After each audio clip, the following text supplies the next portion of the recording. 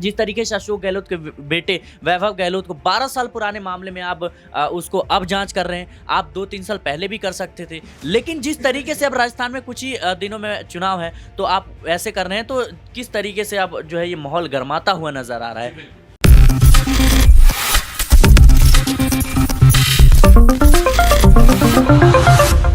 नमस्कार, आप देख रहे हैं नेक्स्ट 9 न्यूज। मैं तुषार आपके साथ। दर्शकों, 2023 के अंत में विधानसभा चुनाव है 5 राज्यों में, तो 2024 में लोकसभा चुनाव है। लेकिन चुनावों के बीच ईडी का आना अब आम हो चुका है। आपको बता दें, आम आदमी पार्टी पर जिस तरीके से इस वक्त एक बड़ा खतरा मंडरा रहा है, उनके मुखिया अरविंद केजरीवाल के जेल जाने का, उसको लेकर एक के बाद एक आम आदमी पार्टी जो है वो बीजेपी पर आरोप लगाती नजर आ रही है। आपको बता दें कि ईडी का इस तरीके से जाल फैला है कि सभी ऑपोजिशन पार्टीज जो है वो उसमें पकड़ती हुई, यानी कि कैद होती हुई नजर आ रही हैं। और इसमें सिर्फ ऑपोजिशन पार्टीज ही हैं।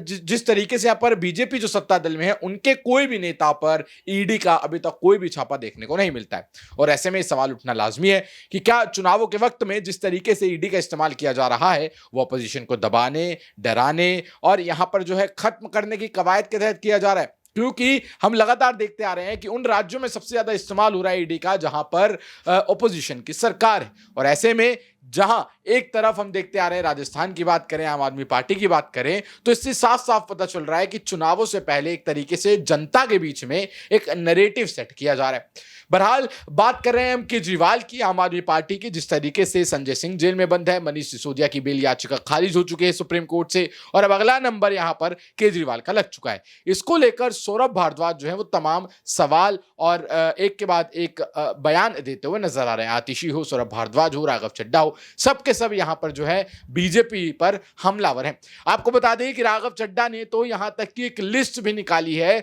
जिसमें उन्होंने सिलसिलेवार तरीके से बताया है कि पहले राघव चड्ढा, पहले अरविंद केजरीवाल, फिर हेमंत सोरेन, फिर बिहार के आरजेडी के नेता, फिर यहां पर टीएमसी। तो लगातार इस तरीके से उन्होंने बताया कि कैसे यहां पर ईडी जो है वो एक एक करके इन सबको जेल में डालने वाली है।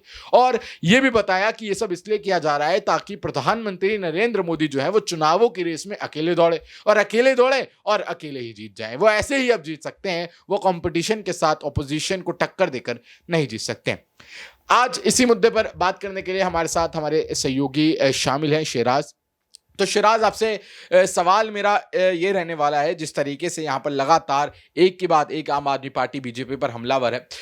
राघव चड्ढा ने तो यहाँ तक की लिस्ट भी निकाल दी है। साथ साथ सौरभ भारद्वाज ये कह रहे हैं कि ईडी का जिस तरीके से इस्तेमाल किया जा रहा है वो अपने आप में लोकतंत्र के लिए बहुत बड़ा खतरा है। क्योंकि उन्होंने एक एग्जाम्पल ये भी दिया कि जब अंग्रेजों की जेल हुआ करती थी, तब यहां पर जो है अंग्रेज भी जो थे, जब अंग्रेजों का जमाना था, तो तब भी उन्हें सर्च वारंट पहले लेना पड़ता था कोर्ट से, उसके बाद वो किसी के घर पर छापा मार सकते थे। लेकिन आज तो ईडी को खुला हाथ दिया हुआ है, जिसके घर पे मन करे उसके घर पे वो रेड मार रही। तो जिस तरीके से हम ये पूरा का पूरा प्रकरण देख रहे हैं, शिराज, आप इस पर क्या सोच रखते हैं? आप किस तरीके से इस पूरी घटनाक्रम को देख रहे हैं?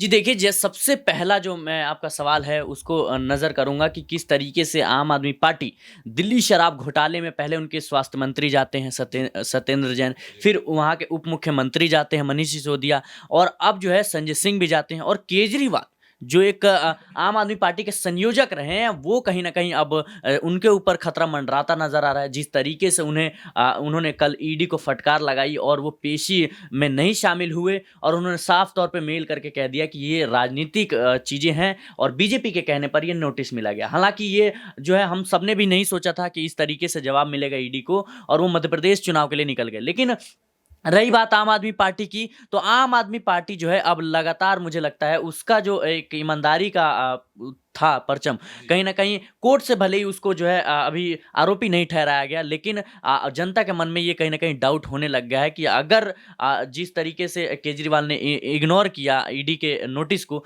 तो जनता भी ये सोचने लगी है कि अगर केजरीवाल ने कुछ गुनाह नहीं किया तो फिर वो भाग ही क्यों रहे हैं, सवालों के जवाब नहीं। लेकिन जनता ये नहीं सोचेगी कि किस तरीके से बिना सबूतों के बिहाफ पे, बिना नोटिस के बिहाफ पे किस तरीके से संजय सिंह के घर छापा पड़ा, किस तरीके से जो नेता है विपक्ष के उनके घर, मतलब हर चीज का एक तुषार कानूनी चीज़ें होती है, दायरा होता है। लेकिन यहाँ पे हमारे देश में जो स्थिति चल रही है, कहीं न कहीं ये जो है एक लोकतंत्र के लिए एक हत्या की बात सामने आती है। जबकि आप ये कहना चाह रहे हैं जिस तरीके से एक तो लोकतंत्र की तो हत्या हो रही है, लेकिन लोगों के बीच में जो नैरेटिव बीजेपी सेट करना चाहती थी वो सेट हो रहा है कहीं ना कहीं। जी बिल्कुल, आपने वो कहावत सुनी है कि झूठ इतनी बार बोलो कि लोगों को सच लगने लग जाए। तो वही चीज़ है, लेकिन हम पहले ये स्पष्ट करना चाहते हैं कि अगर कोई भी नेता जनता के प्रति जवाबदेही है, अगर वो कोई भी करप्शन करता है, तो निश्चित तौर पे उसके खिलाफ जांच एजेंसियां कार्रवाई करें और उसको जो है उसको सजा मिलना चाहिए। लेकिन जिस तरीके से चुनाव के माहौल को नजर रखते हुए सिर्फ विपक्ष के नेताओं को टारगेट किया जा रहा है और जो गिने चुने पत्रकार हैं जो लगातार सरकार से सवाल करते हैं, उनके ऊपर जिस तरीके से हमले हो रहे हैं, ये कहीं ना कहीं सवाल खड़े करता है। सवाल जो है एजेंसियों पे खड़ा होता है, सरकार जो है सवाल जो है सरकारों पे खड़ा होता है। हम टाइमिंग को लेके जो है बिल्कुल जिस तरीके से अशोक गहलोत के बेटे वैभव गहलोत को 12 साल पुराने मामले में आप उसको अब जांच कर रहे हैं, आप 2-3 साल पहले भी कर सकते थे। लेकिन जिस तरीके से अब राजस्थान में कुछ ही दिनों में चुनाव है, तो आप ऐसे कर रहे हैं, तो किस तरीके से अब जो है ये माहौल गरमाता हुआ नजर आ रहा है। तो जिस तरीके से इस समय चुनावों के वक्त को लेकर यहाँ पर शहराज ने बताया कि 12-12 साल पुराने ये मुद्दे हैं, ये जो केस है, लेकिन अब जिस तरीके से उन पर कार्रवाई हो रही है वो साफ साफ दिखाता है कि चुनाव सर पर और इसलिए सब किया जा रहा है। बहरहाल आपको दिखाते हैं सौरभ भारद्वाज का वो बयान जिसमें वो लगातार अरविंद केजरीवाल को जिस तरीके से ईडी का नोटिस आया और अरविंद केजरीवाल ने उसे खारिज कर यानी कि उसको ना मानकर वो मध्य प्रदेश के चुनाव की ओर निकल गए, उस पर किस तरीके से बयान देते नजर आ रहे हैं, सुनिए जरा। जी सर। देखिए, अंग्रेजों के ज़माने में भी जो पुलिस हुआ करती थी उसको भी कोर्ट से सर्च वारंट चाहिए होता था, क्योंकि अंग्रेज तक ये मानते थे कि अगर आप पुलिस को, एजेंसी को किसी के घर में घुस के छापा मारने की ताकत दे देंगे फिर तो जो है अफरा तफरी मच जाएगी, फिर तो दादागिरी हो जाएगी। मगर आज ईडी को कोई वारंट की ज़रूरत नहीं है। ईडी के अफसर खुद तय करते हैं कि उनको किसके यहाँ जाना है।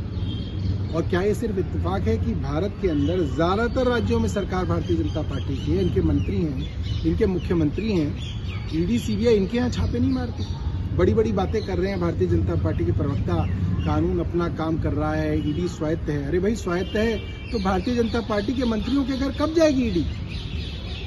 इतनी बड़ी बड़ी रिपोर्टें छप रही हैं, इंटरनेशनल मीडिया के अंदर छप रहा है, हज़ारों करोड़ के घोटाले हो रहे हैं, इनकी जाँच ईडी कब करेगी? सिर्फ और सिर्फ अपोजिशन लीडर्स को चुप कराने की एक साजिश है। 2024 से पहले ये तय किया हुआ है कि जितनी भी बड़ी बड़ी मुखर आवाज़ें हैं अपोजिशन की, उनको जेल में डाला जाएगा और इसी सूरत में भारतीय जनता पार्टी चुनाव जीत सकती है, वरना भारतीय जनता पार्टी का 2024 में जाना लोगों ने तय किया हुआ है।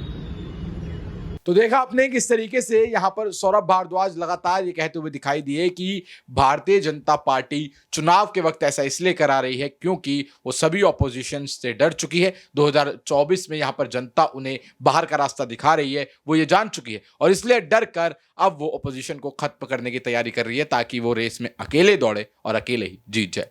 बहरहाल आप इस पूरे मुद्दे पर क्या सोचते हैं, क्या राय रखते हैं, नीचे कमेंट सेक्शन में जरूर बताएं और जुड़े रहें, देखते रहें नेक्स्ट टाइम न्यूज़। धन्यवाद।